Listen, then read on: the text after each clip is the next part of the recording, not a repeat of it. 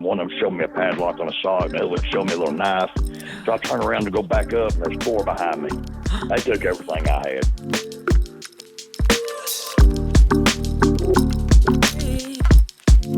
Welcome to More Than a Mate's Girlfriend. I'm your host, Jay. And today we're talking to Danny. Danny is someone who was incarcerated at a older age in his late 30s. And he has a book that's called From Doing Meth Shards to Running Prison Yards. And it is basically how he entered into the prison as a first-time offender with over a decade sentence and joined a white gang. It's interesting. He's so open. His book sounds fantastic. I am waiting to get my hands on it because he just goes full-blown all out on everything. So I really hope that you purchase the book for yourself. You take a listen to this interview because it's an interesting perspective. And at the end of the day, we're not here promoting any kind of racism or discrimination of any kind, but, and I don't even want to use the word but, there's an interesting perspective that I never considered until interviewing him, because I've interacted with his mom and I get the sense of what kind of family they are, right? So it's interesting to learn why someone would do something that you never thought they would. So please listen to Danny's interview with an open mind. Please like, share, follow the podcast, share it with your family and friends. And of course, reminder that gift catalogs for More Than a Mate's Girlfriend, if you want your loved one to receive a gift catalog and have more easy access to ordering you presents and gifts, you want to get him on the list for free. morethanmatesgirlfriend.com.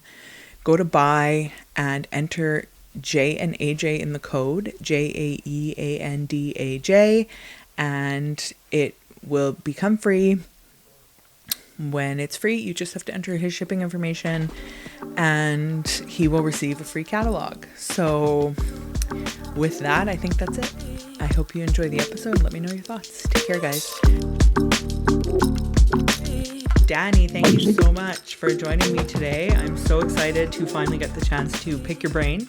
Before we get into your book and everything that you've done since your release, can you talk to me about before everything happened and before addiction took over your life? What was your life like growing up in Kentucky? I was an ordinary, average kind of guy in a little town in Kentucky. Really hadn't done much on the drug end, maybe a little reefer. I was somewhere in the middle of 61 grandkids. My dad had 14 brothers and sisters. Wow. So I've got a large family, great values, and good morals. Just a good old redneck from the hills, I guess you could say. Wow. So just a regular childhood. Yeah. And then why did you move to North Nothing Carolina? that my mom already lived down here. What was that like moving to North Carolina? It wasn't that big a deal. I immediately scooped up a job. Do you remember starting to do drugs? Oh, yeah. I remember the first time I smoked a joint. I remember the first time I done meth.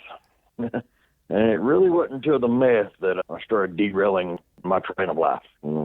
Was it just because you were hanging out with people that were doing it? It was more of a curiosity thing. I'd heard about it. People talked about it. And I guess it was the taboo that made it alluring. So when I was offered the first line, I scooped it right up. No hesitation. Thinking I had everything under control. No big deal. Yeah. So then what happened that led you down this path to the level of involvement that you got into? It's a difficult situation, to be honest with you. It started off simple enough. A line that worked your butt off and make a little money and work extra hours and go home and try to sleep, which didn't happen. And then 2 or 3 days later, you finally go to sleep, and then another line. Next thing you know, I'm that little one line for every 3 days turned into a line every day, and then learned how to smoke it a little bit, and then I went on for a few months, and next thing you know, I'm jabbing that needle in my arm, and it just went all 2 pieces after that. Wow. So within a couple months, you went from just once every 3 days to it being a huge part of your life. Yeah, I would say 6 months, but yeah, blink of an eye, yeah. And was your family aware? Yeah. They suspected, but they had my trust, and they believed my word of me not doing nothing until it was too late. Then they become the enablers then. They knew I was doing it and was trying to help. They was trying to provide me a way to find my own sobriety.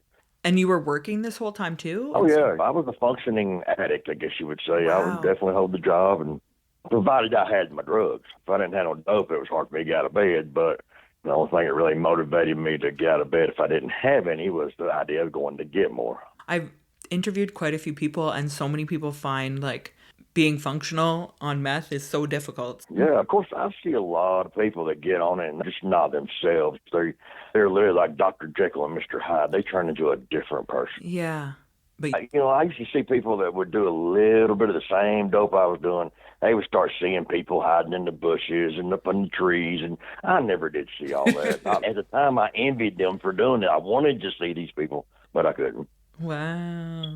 And then obviously you ended up getting arrested. Do you want to talk to me about what happened there? The officer didn't mind so much me getting high. They didn't mind so much me shooting or selling dope. But when I went to making dope, that was when they really did not like me. I don't know what the big deal was from that one step to the next, but they sure didn't like me when I started running the meth lab. And in all honesty, everybody's got the meth lab thing misconstrued. It's not a bunch of beakers and glass tubes and propane torches and all that. It is literally just either a plastic bucket with a bunch of chemicals or a plastic bottle with a bunch of chemicals. Oh, wow. It's not really a Dexter's laboratory, as you would say. Like that TV show? What's it called? Yeah, Breaking Bad. Yeah. It's not all that. Don't get me wrong, it's an excellent show, but it's not as interesting when you've lived it. Uh-huh. I'm sure. They ended up finding out somehow and you get arrested. Right. There were several people hanging around with me that talked way too much. The envy would make people hate me because I was able to have the pocket full of dope. I looked like the star of the show, but in reality, I was just a face on the episode, you know? Yeah. Were you surprised when they showed up? Oh, yeah, it's difficult. But when you have yourself lying to yourself and then you convince yourself to believe your own lies, you become both a manipulator and a manipulatee, which makes you a gullible fool for believing your own lies that you know's lies. And I know I was probably talking some circles there, but I mean, it's true. You're like the puppeteer pulling your own strings, you know. And I had myself convinced that I was unstoppable, wasn't going to get hit. And it wasn't until I was sitting in the living room down here in this house I'm in right now, in handcuffs, watching me and 8 of my friends are sitting on the floors while they were just packing evidence after evidence after evidence out of my house. And in all honesty, the only 3 things that went around in my mind was the 3 things I neglected: my mom, my son, and my daughter. Oh, unreal. And this was your first time really getting arrested? Oh, yes. Well, I mean, I've been arrested on small things that kept slipping through their fingers, like a gram here, a half ounce here. But this is the first time they really had the noose around my neck and was pulling it up the tree. Oh my gosh, you must have been so freaked out. Do you remember sitting there? What was going through your mind? Everything and nothing. I remember the embarrassment was miserable, and I had neighbors around because you had 30 cops, cars, ambulances, fire trucks. And I remember zeroing in on this one big water tanker. What the hell's a water tanker doing here? Yeah. About 15 minutes after me zeroing in and just staring at the flammable symbol. I'll never forget that flame on the back of it, you know, for the water truck or whatever. Yeah. They put me in handcuffs and made me strip down butt-ass naked, top of my driveway in the middle of December 26th. Oh. And they hosed me off that water hose for decontamination. No. That was by far the coldest thing I have ever felt. I swear I thought I was going to bust my teeth chattering so bad. And all the neighbors got to see everything. And all the guys that you were with had to do that? No, just me and one other guy, because we were the 2 that was actually caught in the building with the lab. Wow. That is horrible. Yeah, and I was literally frozen like a salt statue for an hour and a half after I got back to the jail. Yeah. And did you know what kind of time you were looking at? I kindly figured I would get a year or 2 and be done with it, first offense. But when they finally slapped that 18-year sentence, that was a rude awakening. But then again, had I told them what they wanted to know, I'd have been out in a couple, 3 years. Right. But I couldn't do the snitch thing. Yeah. I'm surprised because you weren't young. I struggle with the whole snitch thing. And right. I think the older people are, the more likely they are to snitch, I think. I was 38 when I got caught. Yeah, and you're looking at a really long time and you still stuck to your guns and kept your mouth shut. I had the people that I was dealing with before I got to making dope was if I wanted $5,000 worth of dope or $10,000 worth of dope, whether it was 2 o'clock in the morning or 2 o'clock in the afternoon, this man had it. And he was either obviously connected or he knew someone that was. You don't tell on people like that to begin with. Right. They will take the rest of your family out and let you suffer. But nevertheless, I still couldn't pass that moral on. But my thing is, the entire 14 years I did spend in prison, I slept good at night and I could look at myself in the mirror every day. Yeah. And exactly. My husband and I talk about it a lot, that when you do snitch, you might get out early or whatever, but that's a weight that you will carry the rest of your life of shame whenever you do something that. Do you remember sitting in court and getting it? Yeah, I do. Did you take a plea deal or was there a trial? Yeah, I wound up taking a plea deal at the end. My first plea deal was offered of 38 to 42 years. And then my second plea deal come back at 26 to 28 years. When I went to court for the first part of the trial, I think it was, my lawyer told me that if I didn't take this 166-month plea deal, which was 13 years, 10 months, that he could promise me 48 years of my life in penitentiary. So after sitting there in county jail for a year, I really got to thinking about it, and I figured, it's probably time for me to just go on and take that plea deal and wrap it up. So I wound up getting 166 to 221 months, which is 13 years, 10 months to 18 years, 5 months. Wow. I flattened to 13-10. Wow. That is crazy for a first-time offender. Ugh. And do you remember your kids hearing about it? Were they there? No, my kids wasn't there. They were little. My daughter was already married and had my granddaughter. She was living in South Carolina. My son was about 8. I remember thinking when he gave me that 13-10 that my son's 8 years old. When I get out, he'll be able to buy me a beer. Yeah, that's heartbreaking. Yeah, he was 22 when I got out. And then by the time I got out, I wound up having 2 grandsons as well. Wow. A lot of life happened. Yeah, a lot of life started and ended while I was in there. I lost my father. I lost 3, 4, 5 uncles, 7 or 8 cousins. Again, I have a large family. Countless friends, some of them from dope, some of them from cancer, heart attacks. My dad drank himself to death. And, addiction's been all around me in all aspects of my life. Yeah. You missed out on a lot. I missed out on a lot, yeah. I watched my mom go from a mature woman to an elderly citizen. I watched my son go from a child to a grown man. All this went on, and I'm like, how's this going on without me being there? When I got out, I was expected to come out here and see people are in the same position as I was when I come in. I remember my cousin, she sent me some pictures of the family, and I'm going through and I'm looking at them, and I go through them 4, 5, 6 times, and finally I write her a letter back, and I said, would you please tell me who these people are? Oh my I just didn't recognize them. Yeah. And these were people that I grew up with and that raised me, I recognized a couple of them, but I just did not recognize them. So your first 24 hours in prison, what was that like? When I got transferred to Central Prison, every custody level is at Central Prison. I remember they come got me about 3:30 in the morning out of my cell to take me there. Everybody else went on a regular bus, but for me, I had so much time I had to process at Central Prison because of the length of time I had. When I entered Central Prison, I'll never forget the hallways. God, the hallways were so long. I mean, some of them were football field long hallways with nothing. You'll walk 75, 80 yards, and it come to a sally port that lets 1 or 2 people go through, and they open one door, you walk in, the door shuts, and another door opens, and you walk on through. And then on the other side is another 75 or 80-yard hallway. And there's faceless guards behind every window. You could see the silhouette, but you couldn't really see the guard. You really couldn't tell. But I remember walking down the hallway, and this little black lady, she come got me. Could have been bigger than, 5'3", 5'4".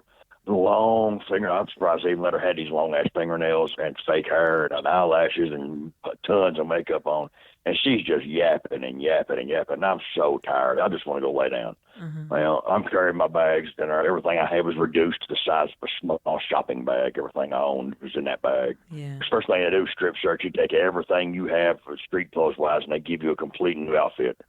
You don't even keep shoes. You don't keep glasses. The only thing you're allowed to keep is your Bible or religious material of some sort. And you get to keep 25 letters from your family and 25 pictures. That's all you'll bring into any facility. Wow. We'll process it anyway.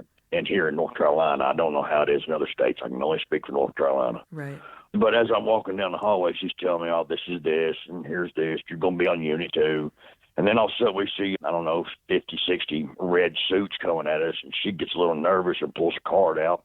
keys open the door with that card. He asked me to step in there and shuts it. And I get in the room and ain't nothing but an air conditioner vent and a drain. No bench, no sink, no toilet, nothing. These people are walking by me and they're all just staring through the window. I mean, some of them looking at me like they want to rape me. Some of them looking at me like they want to eat me. Some of them looking at me like friendly, curious. I'm going to get out. I'm like, curiosity's done got me peaked by this point. I'm like, who was that? And just out of nonchalantly from death row. So about 50 or 60 death row just walked by me. Yeah. And I'm thinking, oh my God, that's when it really hit me. I'm in fucking prison. Yeah. That's when it really hit me. I'm like, oh God, I'm here. And there's a lot of woofing going on there. And while woofing, a lot of people growling and talking and acting like big boys and all that. But if you ever read my book, when you get to the end of it, you'll see all them big boys, they talk a big game. Like 10 out of 10 people is going to brag about how big and mean they are, but the first 9's going to fold at the first sign of trouble. And after that, you show that last one a little bit of his own blood, he going to fold up too. And that's just the way it works. Yeah. And then you had some altercations. What was that like? Where do I begin with that? The central prison wasn't that big of a deal because they kept you locked down. And what time you wasn't locked down, you were either doing diagnostics or IQ tests or health tests. And so I only spent a few months at central prison. My first day at the Johnston County, I spent, 45 minutes in line waiting to go to the canteen. I bought some hygiene products, and I'm walking back to the dorm. And then as soon as I come around the corner, it's like 4 black guys standing there, and one of them showed me a padlock on a sock, and the other one showed me a little knife. So I turn around to go back up, and there's 4 behind me. They took everything I had and left me sitting there looking stupid as hell. They didn't hurt you? No, they didn't hurt me. They just took my shit. I didn't give no resistance. And what are you going to do against 6 people? Oh, my gosh. Anyway, they closed the yard. And I'm going inside, and I see black guy. He got a piece of paper in his hand. He's making a phone list.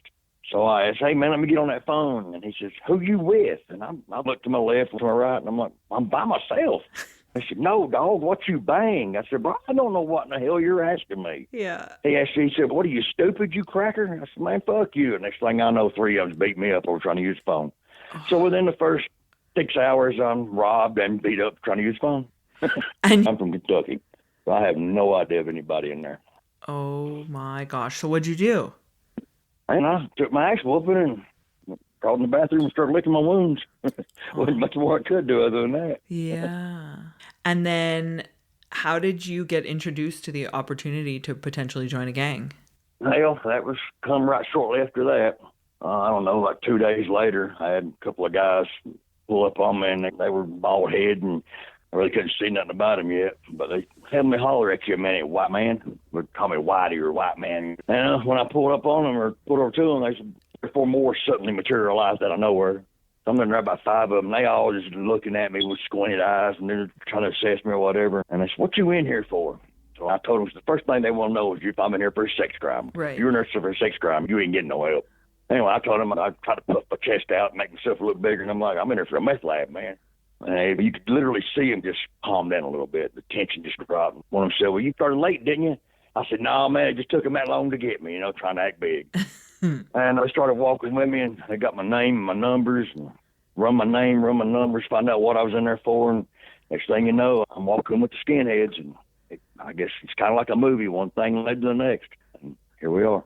Do you question anything? I feel like it's a big deal. Well, to be honest, I was just happy to have some friends at that point. I've been a year in county jail and then a few months on state, and really hadn't made any friends yet. It's a different world in there, man. It's like a bunch of wild animals in there. Yeah. I guess you got to learn how to fight and stick with the pack. You know what the myth about a wolf pack is? If they find one that they can't whoop and eat, then they'll take them under their wing, and that's part of the crowd now. And that's how the pack grows. Did you know the racial issues that happened in prison before you came in? Did you know it was going to be racially separated? At first, I did not know, but once I got in there, it became quickly evident that it's all about white, black, and Hispanic. Although, for the most part, the Hispanics and the whites kind of hung together because there were so few of us and so many of the others. Really? But even inside, the Crips and the Bloods, they hung together. So it wasn't that it was gang lines, it was a race thing. If it was gang lines, you would see the Crips and Bloods feuding too, but it wasn't. Right. You had MS-13, SRS, Serranos, You had a bunch of Aryan groups, but there was only 2 or 3 AB brands, and you had one group called the BFG, which is who I wound up getting with. They were actually founded in North Carolina. Oh, wow. And were they the biggest group? It really wasn't the one biggest group of the next, because when you're in with the Aryans or whatever, you just all stick together. But Right. for the most part, say there was a AB brand and a BFG, and then we would have one guy from each kind of represent their little sect. And if you had any issues with anybody, all 3 of those guys would get together and decide what to do and how to handle it. Huh. It really is a movie. Yeah, it's like, I mean, it's literally, I hate to be the cliche, but yeah. That's crazy. And I started calling the shots, I guess you would say. I hate to even shot call or anything, because I'm not. I just would stand up, and I'm the type of person, I'm not going to follow anybody. I'm going to lead the pack or what have you. But once we pulled up, I started saying, BFG's born in North Carolina. This is who's running the yard. We're running the yard. And that's just how it was, because there was just so many of them that was on that, the drugs. Were you still using at this point? No, I haven't used since December 26, 2011. In the very room I'm in right now, the cops are down there beating on my door, and I'm sticking a needle in my arm one after another trying to shoot that dope. And there was no way I was going to shoot a quick kilo and half a meth. No. And since then, you never did it? No, I've not done it since. I have not done any type of drugs since December 26, 2011. Wow. So I could see if you came in, you're older, so you're smarter, you have more life experience, you're not on drugs. I could see how you would move up within a gang. It didn't take long. There's a few people that somehow or another, they always are lucky enough to wind up with control of the yard. And they are very envious and particular about who they give the next title to, because they don't take but one crackhead to start putting down other crackheads, and the next thing you know, you've got a group of crackheads running the yard. Yeah. So at first they made me what they call sergeant of the arms. After I climbed up from soldier, earned my bones and all that, they made me what they call sergeant of the arms, and I was in charge of keeping the guys in shape and running their numbers and making sure they didn't have sex crimes. If they done something stupid like getting caught with dope or getting caught with knowledge, we violated them. The violation is 2 guys taking you to the bathroom and beating your ass. And we kept everything in-house, so there was no way we would let anybody else see what we were doing. So if we had a violation going on, we would take a couple of guys to literally not let anybody in the bathroom. And then we would take 2 more guys in there to beat up the one guy, and then one guy of my nature, the sergeant of arms or higher, would have to go in there and witness the violation. Wow. 7 or 8 of them would be doing the violation. Oh, wow. Total. But then one guy, his name was Turbo. He showed up at a camp, and come to find out, Turbo had some sex charges for kitties. Oh, no. And 5 BFGs, one guy not really smart enough to know better. He was just a super soldier. He decided he's going to take him and 4 people up there, and they're going to beat the hell out of Turbo. 3 of these guys are tattoo artists, and not a one of them even thought about covering this man's tattoo up. They just decided to go beat him up. Well, they went up there and they jumped him, and there's 5 of them in one cell, and they're raising all kinds of hell, getting attention drawn because they didn't do it right. They're doing it in the man's cell. Everybody in the pod's looking. 94 people in a dorm at Tabor City. So they get caught. They all go to the hole. Now you've got 5 people plus the guy that got beat up, 6 of them total, getting charged with gang-related activity, getting charged with fighting, and come to find out, it wasn't even the right Turbo. This man didn't have sex charge. No. When you got crackheads doing dumbass shit, you wind up with mistakes. Oh, no. Do they have to pay for that after? Yeah. I don't know what anything ever happened to them after that, but I wound up, when I got to know who it was, I called home to the bookkeeper and let them know that they fucked up majorly by taking a man out that wasn't even supposed to be took out. Yeah. And then they had what we call an SOS on them, which is a smash on sight. Oh, wow. It sounds like it also keeps you busy. It does. It's structure. Let me put it like this. In a penitentiary, you've got no order. It's actually a society, period. If you ain't got no fear of violence, you've got no order. Yeah. And if a man knows that he's going to get the hell beat out of him for doing something stupid, he's a lot less likely to do something stupid. Do you find that you were fighting with other gangs more, or was it more you dealing with your own inside? As oxymoron as it is, we mostly fought in-house to prevent other people from fighting with other gang members. Like, let's say 2 small, lower-level gang members, little peons, just started, but they've got patches. Let's say they have a conflict and they get in a fight in the kitchen somewhere, or the chow hall, or in the rec yard. Next thing you know, you've got a 4-on war on your hands with the Bloods and the Aryans, or the Crips and the Aryans, or the Mexicans and the Crips, or whoever the 2 guys may be represented from. because although they're not higher up, they are still members. So it's to save face. They're not going to let one member look like it gets beat up because it's going to make them look weak. Right. So what we'll do is we'll either agree to let these two fight and let the first one that hits the ground, the fight's over, or if it's a situation that's stupid enough over some drugs or something, they will handle theirs and we'll handle ours. Mm-hmm. That makes sense. Just a way to keep from having a all-out brawl on your hands. Yeah. But I've seen it get bad. Yeah. Did you ever regret joining a gang? I regretted all of it, but it really wasn't a choice of whether I liked it or not. It was a choice of what I had to do. Yeah. It wasn't that I was scared to walk the yard. It was just you couldn't maneuver. You can't win a fight against 6 or 7 people, especially when they got knives and locks. I don't care how big and bad you are. Yeah. Bruce Lee ain't going to do all that stuff on TV. It just don't happen like that. I agree. Yeah, when they approach me and I'm sitting there with a swelled up eye and a fat lip and knot on my head, and they're telling me, stop a lot of this from going on. We can help you out if you want to help us out. And it was a speech that I wound up giving out a few times myself later on. Hey, it's AJ from More Than an Inmate's Girlfriend podcast. Our new More Than an Inmate's gift catalog is out, and it's free for a limited time to send to your loved one. We know that just because someone is incarcerated doesn't mean they don't want to make their person feel special, but sometimes they don't have a way to do it. That's what this catalog is for. Visit morethananinmatesgirlfriend.com and enter the code JANDAJ. That's JAEANDAJ to send the catalog today. Because being incarcerated doesn't mean they stop wanting to show effort. Sometimes they just need help doing it. Yeah. Were there people that said no? I'm guessing they was, but to be honest with you, it seemed like everybody wanted to join whatever group they were with, unless they were a child molester or a sex offender. Like, there's no real respected crime in prison, but there is one that everybody loathes on, and that's the sex offender. Even if it's just a rape of a grown woman, they still don't like that shit. Yeah. There's still certain, morals. There's levels. Yeah. Looking back at your whole time in prison, what would you say was the most shocking and horrific parts of it that you would want people to know that you don't think they do? One of the most shocking things I put in my book is when we were on a lockdown one time, and the dude told me somebody got stabbed, and I'm like, wow, and somebody got stabbed, and I was both shocked that somebody got stabbed and that nobody really seemed to think it was a big deal, and that was pretty shocking. And then 5 minutes later, I'm like, what did he get stabbed for? I probably owed somebody for dope. Dope? How the hell did he get dope from prison?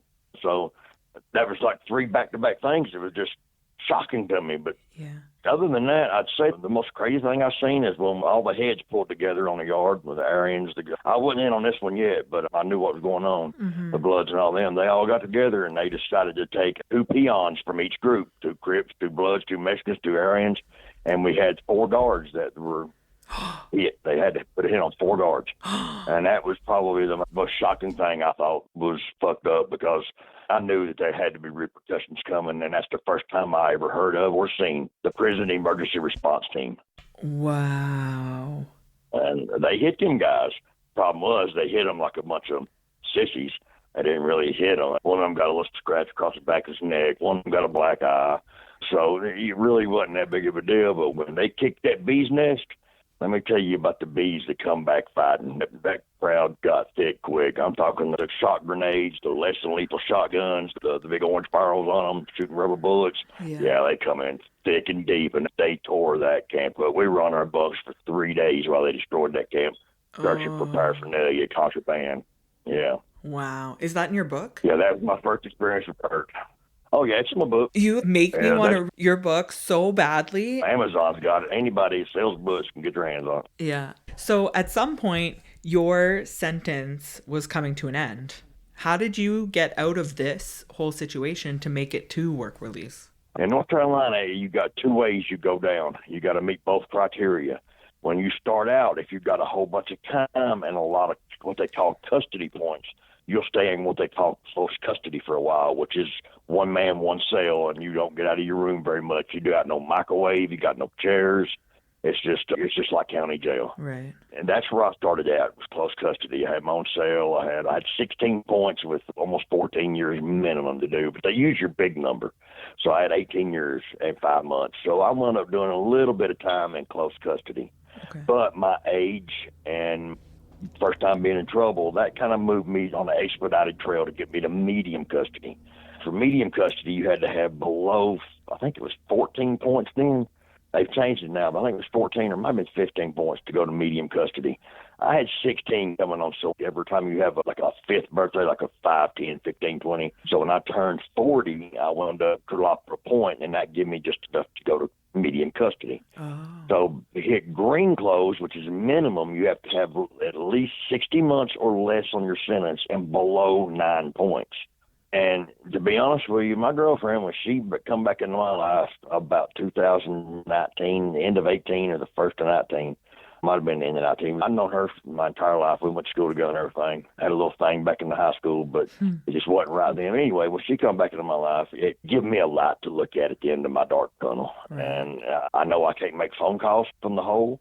I can't do no moving around to get things done that I want to get done on the yard if I'm in the hole. So I really started watching every step I took because I didn't want to be able to miss one phone call with her. It really makes a difference. It was kind of like my trip to the candy store as a fat boy. You know what I mean? I got finally get something that I've been craving for years because, I mean, I've seen guys come to prison and within a few months they're turning gay as hell. That shit never crossed my mind. I just it's not in me. Yeah. To have someone, and I'm not trying to toot my own horn, but have someone as pretty as the one I've got, even being interested to me while I'm in prison was something special. Yeah. Did you have to give up gang ties? No, I didn't have to give them up. But at this point, when I got back with her, I was the man in charge. So I could pretty much set the rules that I want, and nobody really questioned my authority on things because they knew I worked out every day. With the law, we got by law, you got to work out 5 days a week. Oh, wow. And I didn't do drugs. It's another bylaw we have. You don't get high. I live by what we call the 14 laws. We have 14 laws, bylaws we live by, and 10 codes. I live by them. But then again, for me, I live by that anyway. That was my nature. Other than getting high, that was my nature. Yeah. So they didn't question that. And I just slowly pulling the Band-Aid off, slowly pulled the adhesive away from that was holding me to the group to my way out the door. Yeah. Together almost 6 years before I got out. And at that point, I would have been several months away from work release status or minimum custody status. I had no idea I was going to make work release. And at this point, I was a level 3 gang member. I went all the way to level 3, which means I only got 2 phone calls a month. All my letters are read. I got a drug test once a month. I got a strip search and a locker search once a week. So I had to go what they call a gang program. And I spent 9 months in a lockdown, which is a voluntary 9 months. I'd spent 9 months a couple of times for trouble I've been into. But this one I had to volunteer for to get that level 3 off of me. That way I could make phone calls. Up until that point, I had to use somebody else's name to make the phone calls, which in itself is another charge. It's called misuse of phone. Yeah.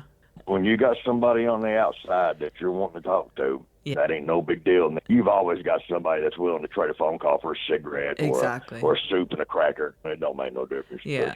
Or old friends that have nobody to talk to. Yeah. In all honesty, the misuse of a phone is a C charge, which is one of the lowest charges you can get. Yeah. But the only charge that is C rated that would get a gang member back to level 3. Oh, wow. That makes sense. So if I go from level 3 to level 2 and to level 1, and I get caught letting somebody else use my pen, I'll go back up to level 3. Wow. But that's the only C charge that'll do it. Almost every A charge will. But A charge is like kidnapping, stabbing, weapon, drugs. That's A charges. Yeah. B charges, there's a few of them that will. Fighting, a whole bunch of tobacco. But if you just get caught with one cigarette or smoking, they won't set you back to level 3. Okay. I am walking, talking proof that you could go from a level 3 gang member all the way to work release and get out the door. Yeah, I done it. Yeah. But when I wrote that book and that book hit the shelf, they wrote me up for having a cell phone because the pictures in the book. Oh.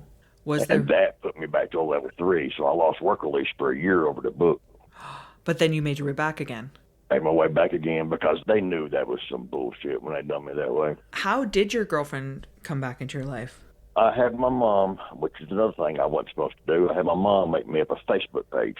I'd lived in 4 states, Tennessee, Kentucky, Virginia, and North Carolina. Okay. So I knew that there was probably people out there trying to find me. Now, when I went to prison, Facebook was just starting out. Yeah. I had her make a Facebook page up, and it wasn't maybe 2 weeks, and that's when Jerry hit me up on my Facebook page, seeing if it was me, but it was actually my mom navigating it for me. And she asked for my address, and I told Mom, just get her number, and I'll call her, and I give her my address. And I called before I ever got a letter from her. Wow. That must have been incredible. Yeah, it's in my book too. Like I said, I mean, I was so damn nervous going to call on that phone, and I still get butterflies calling sometimes. Aw, I love that. And you actually supported her while you were inside. Yes. And Yes, I did. Doing the dirt on the yard. They get this, what they call K2 or deuce or spice. yeah. They spraying it on paper and they mail the paper in. Well, you could sell a little square of that paper, which is about a 1/4 inch by 1/4 inch for $5. Or you could sell a stamp for $25, which is the size of a postage stamp. So I would finagle around and get that in, or some tobacco or whatever other ways. We had some gambling tables. And the revenue that I made off of that, I would stack up and I would send home and pay bills for her. And I made a house payment, I made electric bill payments, and I kept that going on for 2-3 years. So the fact that people say there's no way to make money on there and they're begging for money for their people at home, they're just not trying. I mean, you can do it. I got everything out of the dirt, dug it out of the dirt, and made it happen. Yeah. Me and my husband have this thing where I'm not allowed to talk to him about needing money or anything because he's trying so hard to be good. And he's like, I cannot hear that you need money because I will go back to doing bad things to get you what you need. Because, he says it's easy. That hustling thing is a gift, but it's also a curse if you're in prison. Yeah. Yeah. He sells cakes now to occupy his time. Right. And he makes a couple $100 a month off cake. And I'm like, this is insane. The amount that you could make. Well, some people do birthday cards, Christmas cards, things of that nature. They'll do them, and some people are really good at it. Yeah. What I did was I got the guys to get together. This is back when green dots were big. I got the guys to get together, and we all pulled up our money. And when it wound up being was like, $750, something like that, between 8 or 10 of us. We all got a $100 green dot. I piled it all up, and I went up getting 4 ounces of K2, and this is back when it looked like oregano, and I got a pound of tobacco. The tobacco I give to everybody. Here, this is yours. Do what you want with it. Fill your locker up, smoke it, whatever you want. That's for you. That's for your money that you donated. Then I took the 4 ounce of tobacco and I put one, or the K2, and I put 1 ounce in the liter on each yard. So we had 4 yards. And that was the money maker for us. They would take the cap off the chapstick and just slightly scoop it up. They didn't pack it in there, but you just scoop it up. And that scoop cost $40 for K2. Oh, my gosh. Now, imagine how many scoops of a chapstick cap you could get out of an ounce. Yeah. You're making some money off of that. You're looking at $2,000 an ounce or better. Oh, my gosh. And that was money maker. And once we started that, it was good to go. Yeah, it was profitable. So boxing pads is another thing that sells in there. Oh. It's small. It's easy to hide. You can put 100 of them in your mouth and never know it. But what they'll do is they will take those pads and they'll cut them down to 8 pieces. And each piece will sell for $20. Oh, my gosh. So you can get $10 for a half a piece. So by the time you get 16 pieces out of a whole pad, you're getting $160 out of this pad.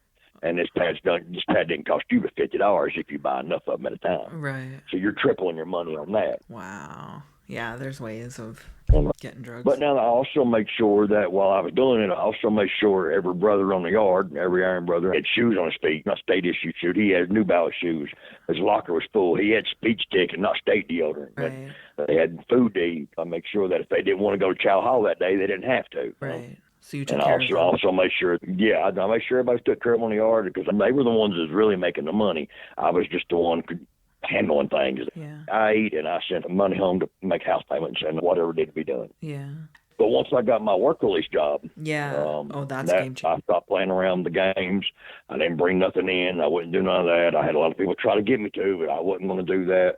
Yeah. And I was making pretty good money, so what I wound up doing then was offered to make my mom send in a bill for her house payment, which was quite a bit more than mine. Yeah. And I would pay her house payment, and that would leave $300 or $500 left over after making my house payment out of that money, and then paying an electric bill up here. There was still a couple $100 left over, and that was just how we used to make phone calls, or if she needed money, my girlfriend needed money or whatever, food, whatever, which would happen. Wow. Yeah, it can be done. Yeah.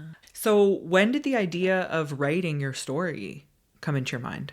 My girlfriend, Jerry, she used to be a peer support specialist for a rehab class. Oh. And she asked me if I would write my story anonymously about what my choices for drugs cost me. Okay, I figured ain't nobody want to hear that shit, but I'll do it just because she asked me to. Yeah. So that's why the first thing in the book I write is my name is nobody, my name is anybody, and my name is everybody, but I could easily be you. Yeah. That's how I started the book out, because it was going to be anonymous. But I wound up getting about 6 or 7 pages in. I'm like, well, I got to tell them about this. Oh, I need to tell them about this. Next thing you know, it's 40, 50 pages. Oh, I need to tell this, and I had to rewrite that, and I had to do this. And next thing you know, it's 150 pages. And in 6 months, it literally was about 6 months almost to the day, I sent 540 pages home to my mother. Wow. And it wound up just exploding from there. Everybody, I could tell when I let guys in the dorm read it with me, they're like, man, this is good. This is good. Yeah. It's real good. And everybody was like, man, have you done yet? When you got the next part? Was the next part done yet? They were, I had a line waiting on it, and it was just in handwriting. Right. I gave it to my mom, and we went through searching for somebody to help get it published. I don't know if you know who David Lane is or not, but he is one of the founders of the Aryan Nations. And he wrote a few books, and one of them was Victory or Valhalla. And I decided to use the same publisher he did because of the content. I know the white supremacist thing is a taboo pill for anybody to swallow, but that's also why I'm wanting to do this interview with you, because I don't want people to just assume that all white supremacists are in there for the hate. Exactly. I had to do it because of my situation. It ain't something I would have ever done on the streets, but I done it because of my situation. And now that I'm there and the people are like, it's not about hate, it's about preservation. Was there any chapters that were hard for you to write?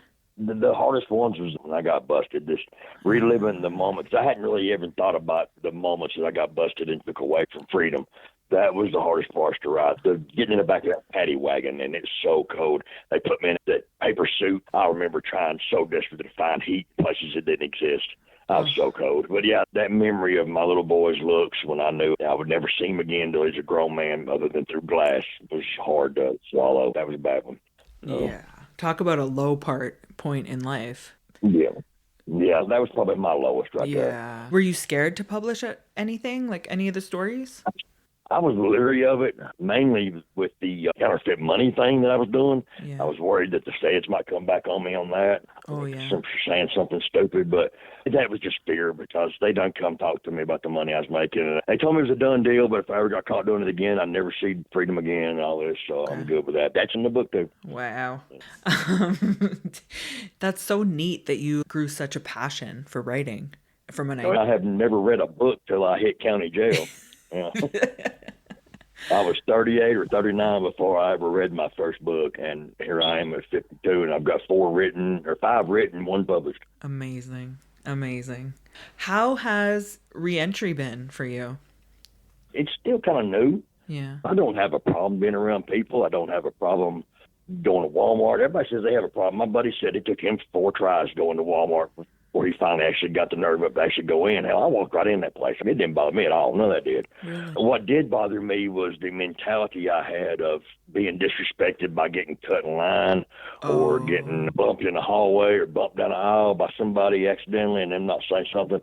I was worried about the knee-jerk reaction I may have, but that was quickly tampered down because I was so happy to be free that there really wasn't much of nothing going to get on my nerves, you know what I mean? If you can put up with 36 other people or 37 other people that's within 3 feet of you screaming and yelling and smoking K2 and throwing up, and you can put up with that 14 years, you can about put up with anything. That's great, though. And I think you were well set up because of work release. Yeah, I got to take a little bit of money home with me. I had enough to get me a vehicle going. I got my license 8 days that I got out. One of Nick's friends recently got out a couple months ago, and he said he went to a gas station and an old CO was in line at the gas station and he was like a horrible human. He treated them so badly, and he's like, the blood just boils inside of you and you realize that you're both free right now, but your freedom is worth more than how you feel about this man.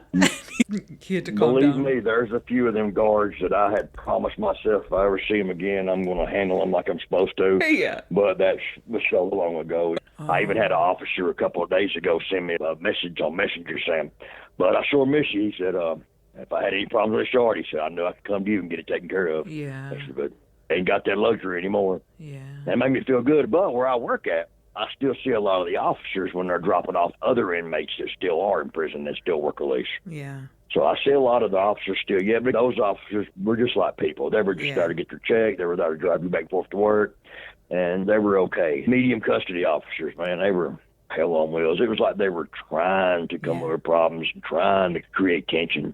Yeah. If I could change one thing in the prison system, it would be the mentality of the correctional officers and the culture that they built, because they really do build that us against them thing, where I really don't think it needs to be, just like you said. If you're running your own men and making sure that they're in control, that you're controlling them, then let you do that. I don't understand. I've actually had officers come to me like, hey, man, when you got somebody back here on your people that needs to be handled, and they'll explain to me what they've done or what they're doing. I'm like, you make a round and give us a few minutes. And they go make a round, and when they come back, oh, buddy's cleaned himself up. He done got the shit beat out of him. Yeah, exactly. And we wouldn't do it if it was something that we thought the officer was just trying to get him beat up for. Yeah. But like stealing from an officer or disrespecting an officer, that's just something that's not good nature. You don't need to do that, because when it all comes down to the brass tacks, this is their house. We are just here. They control everything. We might be able to take control for a few hours, but trust me, their beehive can grow real quick. They got a pack of dogs they can call in, and they just keep coming. They just don't stop. Yeah. But I used to have this one guy, every time he'd see an officer, he'd call him fat ass or skinny jeans. I'm like, man, why are you doing that, bro? Yeah. Fuck that son of a bitch. I don't like him. I said, well, I've got 15 pads of dope and 1,000 stamps in my pocket, and you want to go hollering at the fucking police. I'm like, you get us searched and you get my dope took and me busted, we're going to have a problem. No, well, I didn't think about it like that. It's what you don't think, bro. It's not that's your problem. Anybody who's listening right now who might be just starting out their prison sentence or going through early stages, what kind of advice would you give them? I would say look forward and head forward. Don't live in the past, because you cannot move forward and do it right while you're trying to dwell on the past. You just can't. If you're constantly letting the past grab a hold of you and pull you back, and you're in misery because of the past, you got to let it go and just move forward, because there's nothing you can change about it. It's there. You're there to stay. Mm-hmm. I mean, yes, some people get out. Some people get their cases overturned, but you might as well just get your mindset to do that time. Yeah.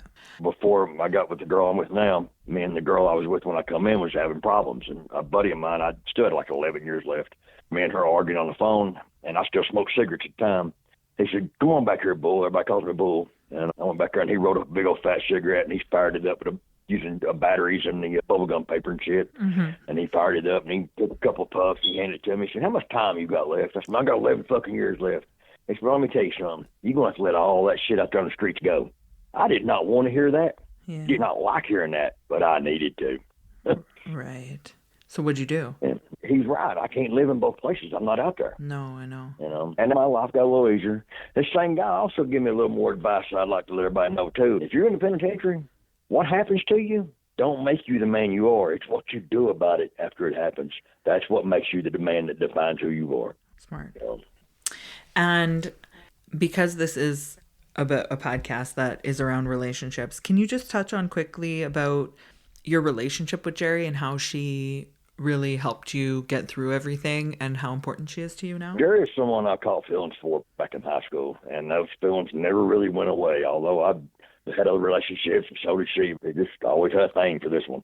Anyway, her presence alone was like a light that was able to guide me through one of my dark times. Hearing her voice every day is what kept me calm. Being able to vent to her every day when I talked to her on the phone was what kept me from just swelling up and popping. Just to fall in love with her behind the walls again, all over again, was something that I'd always not believed in, and just ain't no way you could do that. I've known her for a long time, so I knew she was real and authentic. The relationship really helped having her with me. It's kind of there's so many little things that helped me with her that there's no way I could name them all, and there's no way I could put one of them out in front. I love that. And now that you're free? From the word go, in 6 years, we've never lied to one another. Never let each other astray. And if I told her something, then by God, that shit happened. I guarantee it. I made it happen. Yeah. And she'd been the same with me. If she's told me something, she's made it happen. Yeah. That's so nice. I've seen it from afar because of the Facebook groups before you were free, but I've gotten to watch a little bit of your journey and your family's, and I'm so grateful to have been given the opportunity to finally speak to you one-on-one, because your mother speaks so highly and writes so much about you and your fiance as well. Yeah, So my mom has been a blessing. oh, That's for she sure. is. She's been a blessing to me. I feel when her stuff comes up or her comments, we call her by name, like me and my husband, because we look forward to when she comments. So it's been a pleasure. Well, she has that way about her that when you talk to her, it's just she's a positive person. Yeah. And that's a rare quality to find in anybody anymore. I mean, there's a bunch of us left. It's just we're so haughty anymore about meeting anybody new because everybody's so negative these days. 100%. 100%. It's crazy. And another thing I've learned is I can't tell you how to succeed, but I can tell you a surefire way to fail, and that's trying to make everybody happy. Yeah. It's true. You try to keep everybody happy, you are definitely going to fail. Yeah. And you have to realize that not everyone has the knowledge that you do. Yeah.